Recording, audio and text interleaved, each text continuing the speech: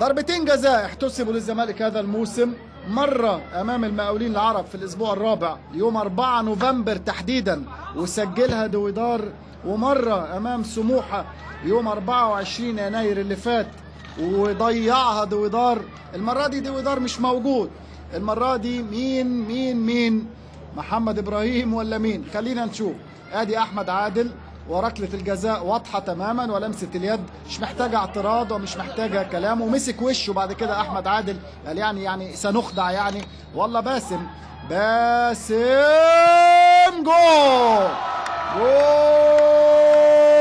جول باسم مرسي يسجل الهدف الثاني من ركلة جزاء في الدقيقة 49، يضيف الهدف الثاني للزمالك، يتقدم الزمالك 2-0، يعزز التقدم ويخرج اتحاد الشرطة من المباراة.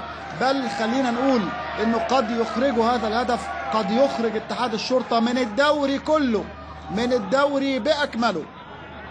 باسم مرسي من نقطة الجزاء يسجل 5 أهدافه في الدوري العام هذا الموسم مع الزمالك.